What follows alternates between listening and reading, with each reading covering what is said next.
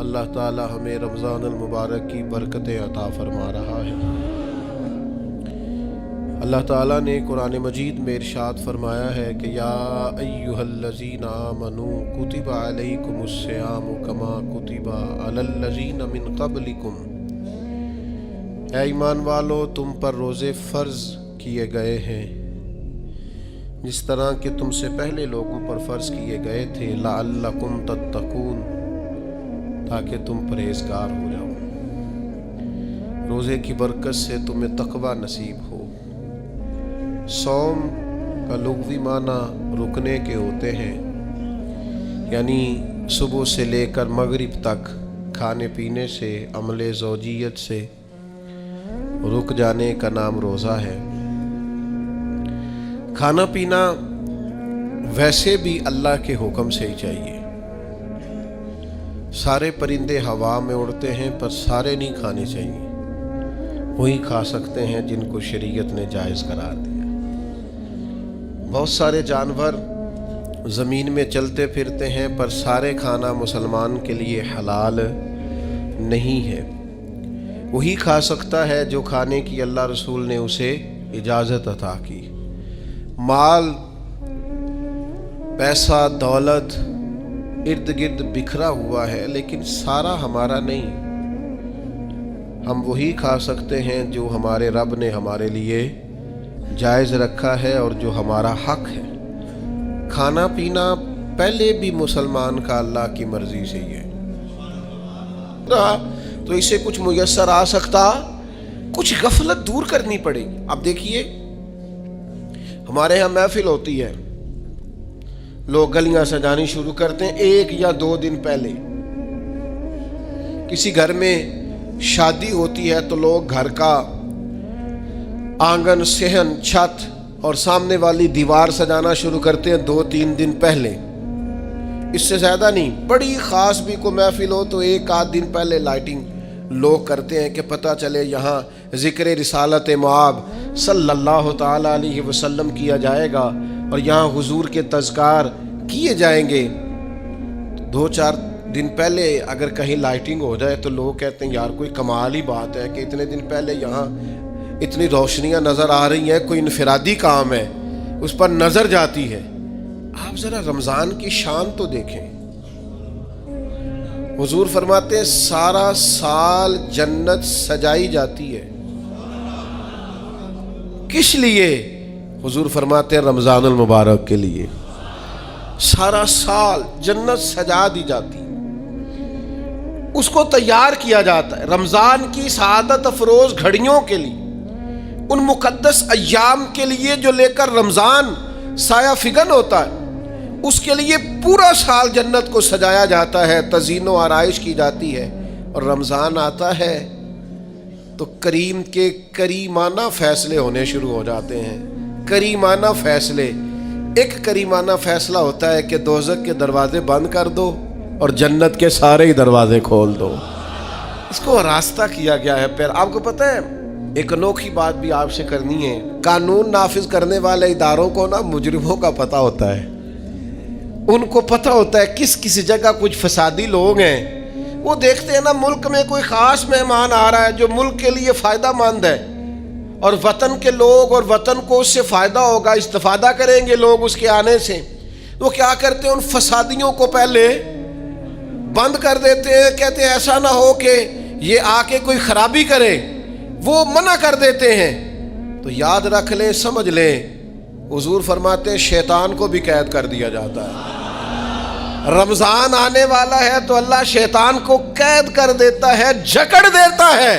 فرمایا رمضان آ رہا ہے اور میرے بندوں نے اپنی بخشش کرانی ہے، انہوں نے میری عبادت کرنی ہے، انہوں نے روزے رکھنے ہیں، انہوں نے آ کر کے اللہ کے حضور معافیاں مانگنی ہے۔ اور رمضان کی ہر رات میں 70 ہزار یا بلا مثال و بلا تشبیہ اللہ جانے کتنے بے حساب لوگوں کی رب نے بخشش کرنی ہے۔ تو یہ شیطان بڑا مکار ہے، یہ کھلا ہوا دشمن ہے، کوئی خرابی نہ کر دے لہذا پہلے اسے باندھ دو، خرابی نہ کرے کسی قسم کی اسے باندھ دیا جاتا ہے۔ مہمان بھی آ گیا، خرابی کرنے والا بھی باندھ دیا، لیکن اگر فائدہ لینے والے پھر بھی فائدہ نہ لے تو پھر ان سے کہا جائے گا کہ تمہارے پاس اب کوئی بہانہ بچا نہیں ہے، اب تمہارے پاس کوئی کسی قسم کا عذر باقی نہیں ہے۔ اب تو یہ تھا کہ تمہیں بخشش کرانا چاہیے تھی، استغفار پڑھنا چاہیے تھی، دعائیں کرنا چاہیے تھی، قرآن مجید کی تلاوت کو کثرت سے کرنا چاہیے تھا، لیکن چونکہ اب تم یہ بھی نہیں کہہ سکتے کہ مجھے شیطان نے گمراہ کر دیا، وہ تو باندھ دیا گیا ہے، اب تو فسادی کو ویسے ہی کنٹرول کر دیا گیا ہے۔ اب بھی تم اگر سوئے رہے، اب بھی اگر تم نے غفلت کی، اب بھی چھوٹے موٹے بہانے کر کے تراویاں چھوڑتے رہے، اب بھی ذرا ذرا سی سستیاں کر کے ادھر ادھر نکلتے رہے، اس کا مطلب یہ ہے کہ پھر تم استفادہ کر سکے، تم نے سستی کا مظاہرہ کیا، تم نے اور اب دیکھیں جب اتنے بندوبست کیے تمہارے لیے، ثواب بھی بڑھا دیا، اجر بھی بڑھا دیا، تمہارے لیے جو فساد پیدا کرنے والا شیطان تھا وہ بھی قید، لیکن اگر تم پھر بھی عمل نہ کرو، پھر بھی مسجد نہ ہو، تو پھر حدیث پاک سن لیں اس طرز کی، شاید یہ منفرد حدیث ہے کتب احادیث میں، اور تقریباً تمام کتب احادیث میں موجود ہے۔ حضور علیہ الصلوۃ والسلام نے نا صحابہ سے فرمایا سارے مسجد میں جمع ہو جاؤ میرے ممبر کے پاس، لوگ جمع ہو گئے، تو اللہ کے حبیب علیہ السلام نے ایک قدم ممبر کی سیڑھی پہ رکھا، فرمایا آمین، پھر دوسری سیڑھی پہ قدم رکھا تو فرمایا آمین، پھر تیسری پہ قدم رکھا تو فرمایا آمین۔ تو صحابہ کو بڑا تجسس ہوا، انہوں نے بعد میں عرض کی یا رسول اللہ صلی اللہ تعالی علیہ وسلم کرم فرمائے، بندہ نوازی کریں، ہماری رعایت کر دیں، یہ کیا معاملہ تھا؟ تو حضور فرمانے لگے میرے پاس حضرت جبریل امین حاضر ہوئے، یہ رحمت للعالمین نبی کی بات سنا رہا ہوں، حضور کریم ہے، کریم فرماتے ہیں کہ حضرت جبریل آئے اور میں نے ابھی ممبر کی پہلی سیڑھی پر قدم رکھا تھا تو انہوں نے عرض کی یا رسول اللہ صلی اللہ تعالی علیہ وسلم ہلاک ہو جائے وہ شخص جو آپ کا نام سنے اور آپ پر درود و سلام نہ پڑھے۔ تو میں نے کہا آمین۔ پھر حضرت جبریل عرض گزار ہوئے یا رسول اللہ صلی اللہ تعالی علیہ وسلم وہ ہلاک ہو جائے جس نے بڑھاپے میں والدین کو پایا اور ان کی خدمت کر کے بخشش نہ حاصل کر سکا۔ میں نے کہا آمین، اور کریم فرمانے لگے پھر حضرت جبریل نے عرض کی یا رسول اللہ ہلاک ہو جائے وہ شخص جس کو زندگی میں رمضان ملا، جس کو اس ماہ نور و سرور شہر رمضان الذی انزل فیہ القرآن، رمضان کا وہ مہینہ جس میں ہم نے قرآن نازل کیا، جس کو ماہ مبارک، ماہ نور و سرور، ماہ طیب، ماہ مبارک رمضان ملا، پھر وہ اپنی بخشش نہ کرا سکا، وہ ہلاک ہو جائے۔ تو حضور فرماتے میں نے بھی کہا آمین، اللہ تعالی ہم سب کو محفوظ فرمائے۔ میں عرض کر چکا ہوں کہ جب ثواب بھی بڑھا دیا گیا اور جب طاقت بھی بڑھا دی گئی عبادت کی، اور جب برکتیں بھی زیادہ ہو گئیں، نعمتیں بھی زیادہ ہو گئیں، رکاوٹ ڈالنے والا، رخنہ ڈالنے والا شیطان بھی قید کر دیا گیا، تو اب بھی کوئی شخص اگر توجہ ہی نہ کرے، رجوع ہی نہ کرے، تو پھر اس کے لیے یہ حکم آیا کہ وہ ہلاک ہو جائے، پھر وہ برباد ہو جائے۔ جب اتنی سعادتیں موجود ہیں، اتنے بندوبست کیے گئے ہیں، جنت کو سجایا گیا ہے، رمضان شریف میں 2-4 کام ضرور کرنے، ایک تو روزہ رکھنا ہے۔ کچھ ہمارے پنجابی بہانے بھی ہیں، پنجابی بہانے، میں جی مزدوری کرنی ہوتی ہے نا، پھر روزہ تو نہیں نہ رکھ ہوتا۔ اللہ نے نہیں سی پتا کہ مزدوری کرنی ہے، تو اللہ نے کیوں فرض کیا روزہ؟ ہلکے سے لوگ بیمار ہوتے ہیں، بالکل معمولی سے، کوئی ایسا عذر نہیں، روزہ چھوڑ دیتے ہیں۔ ذرا ذرا سی باتیں لے کر لوگ، آپ یقین کریں، اہمیت کو نہیں سمجھتے، اور بعض صرف سست ہیں، غافل ہیں، منہ پھیرے ہوئے، اگر یہ ایک حدیث سمجھ میں آ جائے نا، ترغیب و ترہیب میں اور دیگر کتب حدیث میں بھی موجود ہے، حضور نے فرمایا جس نے رمضان کا ایک روزہ چھوڑ دیا، زندگی بھر بھی روزے رکھے، وہ فضیلت نہیں پا سکتا جو رمضان کا روزہ سے فضیلت اسے ملنی تھی۔ اتنی بڑی بات ہے، آپ اس کو سمجھ لیں، اتنی سعادت افروز روزے ہیں رمضان کے۔ تو کوشش کریں اپنے آپ کو مینج کریں، مینٹین کریں چیزوں کو، اپنی صحت کا خیال کریں۔ میں تو دوستوں سے کہا کرتا ہوں رمضان سے پہلے جو ایام ہے پہلے سے بڑھ کر اپنی طبیعت کا خیال رکھیں، تاکہ رمضان میں کوئی کسی قسم کی طبیعت میں بھی کمزوری پیدا نہ ہو اور صحیح صحت مندی کے ساتھ انسان رمضان شریف کے روزے گزار سکے۔ دوسری بات ہے رمضان میں خوب قرآن مجید پڑھنا۔ شہر رمضان الذی انزل فیہ القرآن، رمضان ہی کا تو وہ مہینہ جس میں قرآن نازل کیا گیا۔ نبی کریم صلی اللہ تعالیٰ علیہ وسلم رمضان المبارک میں حضرت جبریل امین علیہ السلام کے ساتھ قرآن مجید کا دور فرمایا کرتے۔ حضور حضرت جبریل کو پارہ سناتے اور جناب جبریل نبی کریم علیہ السلام کو سناتے۔ یہ دور ہوتا ہے قرآن مجید کا۔ اللہ نے کتنی زیادہ توفیق دی ہے، ہر مسجد میں تراویح میں قرآن پڑھا جاتا ہے۔ تھوڑی ہمت کریں، تھوڑی کوشش کریں۔ ہمارے بزرگ فرمایا کرتے تھے ایک پارہ گھر میں پڑھا کرو قرآن مجید کا، تاکہ تمہیں دیکھ کے بچے بھی پڑھیں، اور ایک پارہ مسجد میں تلاوت کیا کرو، اور ایک رات کو تراویح میں 3 پارے روز قرآن مجید کے ہو جائیں گے تو انشاءاللہ تعالی رمضان ختم ہوگا تو 3 قرآن پاک بھی ختم ہو جائیں گے۔ یہ ارادہ کریں، یہ پروگرام بنائیں، خوب قرآن مجید سے دلچسپی پیدا کریں۔ تیسرا کام رمضان میں جو کرنے والا وہ ہے کثرت سے استغفار۔ کچھ غلطیاں نا ہم کرنا نہیں چاہتے، ہم سے ہو جاتی ہیں۔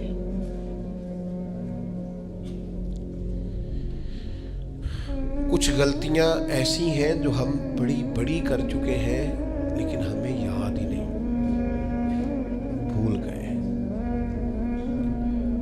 کچھ خطائیں ہم سے ایسی سرزد ہوتی ہیں جو لاشعوری میں ہو جاتی، ہمیں سمجھ ہی نہیں ہوتی کہ یہ خطا ہے اور اتنی بڑی ہے۔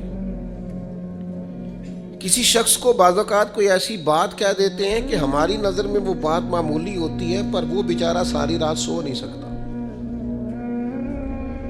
رمضان کا مہینہ ہے اپنے رب سے معافی مانگنے کا مہینہ، اس سے توفیق مانگنے کا مہینہ، اس کے حضور حاضر ہونے کا مہینہ۔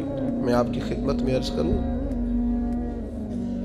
حضرت عائشہ صدیقہ فرماتی ہیں نبی پاک نے فرمایا صلی اللہ تعالی علیہ وسلم، جس سے اللہ نے قیامت والے دن حساب پوچھ لیا نا، اس کے لیے مشکل ہو جائے گا۔ حساب یسیرہ یہ ہے کہ وہ مہربانی فرمائے اور فیصلہ جب کرے تو کرے ہی درگزر والا، فرمائے جا تجھے معاف کیا۔ رمضان کا خاص مہینہ ہے، سحری میں بھی دعا قبول ہوتی ہے، افطار میں بھی دعا قبول ہوتی ہے، صبح سے لے کے افطاری تک بندہ ہر وقت عبادت میں ہوتا ہے۔ تراویح کے بعد بھی دعائیں مانگے تو وقت قبولیت کا ہے۔ میرے بھائیوں، رمضان کی راتیں بھی قبولیت کی، آخری طاق راتوں کی شان قبولیت کی، لیلۃ القدر قبولیت کی۔ اس دفعہ جھک نہ جائیں اس کی بارگاہ میں سجدے میں، رو رو کے معافی مانگ نہ لیں اس سے۔ ہم برے نہیں ہیں، چاہتے نہیں ہیں، پر ہمارے وجود سے کچھ غلطیاں ہو جاتی ہیں، ہمارے سینوں میں کچھ پچھتاوے ہیں، کچھ من میں باتیں ہیں۔ اس دفعہ اس کے حضور عرض نہ کریں کہ کچھ کمیاں رہ گئی ہیں، دل نہیں کرتا تھا ایسا ہو، پر انجان تھے، نہ چاہتے ہوئے بھی کمزوریاں ہو گئیں۔ رمضان آ رہا ہے، بڑا گولڈن چانس ہے، بڑا خوبصورت موقع۔ بھائیو، رمضان کی ہر سحری کے بعد رب سے معافی مانگیں۔ آپ کو پتہ ہے اتنی بڑی امت مسلمہ لیکن ہر گلی میں کمزور ہے، ہر جگہ رسوائیاں ہمارے ساتھ چمٹی ہوئی ہیں، ہم چاہ کے بھی اپنے بھائیوں کی مدد نہیں کر سکتے۔ میرے پاس ایسے ایسے جوان آتے ہیں جو کہتے ہیں ہمیں بتائیں نا ہم فلسطین کے لیے کیا کر سکتے، ہمیں بتائیں نا۔ یہ ہماری بے بسی، یہ ہماری غلطیوں کا نتیجہ ہے۔ تو خوب استغفار کریں، اپنی کوتاہیوں کی معافی مانگیں، رمضان کی ہر صبح میں، ہر شام میں، ہر دن میں، ہر رات مصلی بچھا بچھا کے عرض گزار ہوں کہ مالک تو ہمیں معاف فرما۔ اور میں آپ سے ایک اور بات بھی عرض کروں، شیخ ابو الحسن کو میں پڑھ رہا تھا تو روتے جا رہے تھے، روتے ہی جا رہے تھے، روتے ہی جا رہے تھے۔ ایک شام ان کے کچھ لوگوں نے ان سے کہا کہ حضور اس قدر زیادہ آہوزاری؟ تو فرمانے لگے میری بس اتنی خواہش ہے کہ جب میں اپنے رب سے ملوں نا تو میرا رب مجھے ناراض نہ ملے۔ تو میں ہر وقت اس لیے تڑپتا ہوں کہ میرے اندر جو کوتاہیاں مجھ سے ہو گئی ہیں، میرا مالک وہ مجھے معاف کر دے۔ ہم نے کوشش کی ہے زندگی میں ماں باپ کی خدمت کرنے کی، لیکن نہیں، ہم سے ان کے حق ادا نہیں ہو سکے۔ کوشش کی ہے بہن بھائیوں پر توجہ دینے کی، لیکن حق ادا نہیں ہو سکے۔ چاہیے تھا اولاد کی تربیت بڑی شاندار کرتے، لیکن سہولتیں کچھ زیادہ دے بیٹھے، لاڈ پیار کچھ زیادہ کر سکے، ان کی تربیت کا بھی صحیح حق ادا۔ اللہ نے عزتیں زیادہ دی تھی، جواب میں ہماری خدمتیں تھوڑی ہیں۔ ہم اپنے رب کی بارگاہ کی حاضریوں کے بھی حق ادا نہیں کر سکے۔ اس نے ہمیں نوازا زیادہ ہے، ہمارا شکر کم ہے۔ ہم اس کا حق ادا کرنے کا کام یہ ہے میرے بھائیوں کہ رمضان میں خوب استغفار کریں۔ ہم سے جو کمیاں رہ گئی ہیں اس پورے ماہ مبارک میں، اپنے مالک سے عرض کریں کہ مالک اس ماہ مبارک میں جنہیں تو معاف کرنے والا ہے ان میں ہمارے بھی نام شامل فرما، ہمارے بھی نام شامل فرما۔ اور بھی عرض کرنی ہے، ان کے لیے بھی دعائیں کرنی ہے رمضان میں جو ہم سے بچھڑ گئے، جو مٹی تلے جا کے آرام فرما ہو گئے۔ یہ رمضان المبارک چونکہ بخشش مانگنے کا مہینہ ہے، اللہ کے حضور معافی مانگے ان کے لیے بھی، ہمارے اپنوں کے لیے، ماں باپ کے لیے، عزیز و اقربا کے لیے، کہ اللہ کریم ان کی قبروں کو بھی ٹھنڈا کرے، ان کے حال پہ بھی رحمت کی نظر کرے، ان کے لیے بھی مالک آسانیاں کرے۔ خوب دعائیں مانگے رمضان میں، خوب دعائیں۔ اور جو محتاج ہیں، جو تنگ دست ہیں، جو غریب ہیں، جن کو زمانہ گزر گیا ہے، دوستوں کو، احباب کو، مخیر حضرات کو متوجہ کرتے ہوئے وہ بھی تھوڑی توجہ کریں۔ اس سال رمضان کے ماہ مبارک میں دنیا داروں کو چھوڑ کے رب کی طرف متوجہ نہ ہو، اس کریم کی بارگاہ میں اپنی ساری تکلیفیں بیان نہ کریں۔ بیمار بھی آئیں، مقروض بھی آئیں، تنگ دست بھی آئیں، بے اولاد بھی آئیں، کمزور بھی آئیں، سارے جھکیں، روزہ رکھ کے، تراویح پڑھ کے، قرآن پڑھ کے، اپنے سارے دکھ اپنے مالک کے حضور بیان کر کے اس ماہ مبارک کی ہر رات میں اس سے بخشش کا سوال کریں، رحمت کا سوال کریں، کرم کا سوال کریں۔ وہ بڑا ہی کریم ہے۔ حضور فرماتے ہیں، رب کہتا ہے مجھے حیا آتی ہے میرا بندہ ہاتھ اٹھائے اور میں اس کے ہاتھ خالی واپس کر دوں، بس آنے کی دیر ہے۔ اور ایک مقام پہ اللہ کے حبیب علیہ السلام نے فرمایا، بندہ جب اعتراف گناہ کر کے معافی مانگتا ہے اللہ فوراً ہی اسے معاف فرما دیا کرتا۔ چوتھا کام جو اس ماہ مبارک میں بہت زیادہ کرنا ہے وہ یہ ہے کہ حضور نے فرمایا یہ صبر کا مہینہ ہے، صبر بہت کرنا ہے۔ ایک تو صبر ہوتا ہے نا مصیبت پہ صبر، ایک خواہشات پر بھی صبر ہوتا ہے کہ خواہشیں پیدا ہو رہی ہیں پر صبر کرنا ہے اللہ کی رضا کے لیے، یہ بھی صبر ہے۔ نیکی پر استقامت کے لیے بھی صبر کی ضرورت ہوتی ہے، گناہ چھوڑنے کے لیے بھی صبر کی ضرورت ہوتی ہے۔ آپ کے پاس مواقع موجود ہے معاذ اللہ برائی کے، لیکن اگر آپ صبر کرتے ہیں، اللہ کی رضا پہ راضی رہتے ہیں تو یہ بھی صبر ہے۔ نبی پاک علیہ السلام نے روزہ دار کو صبر کرنے کا کہا، فرمایا ایک تو تم نے کوئی بےہودہ بات نہیں کرنی،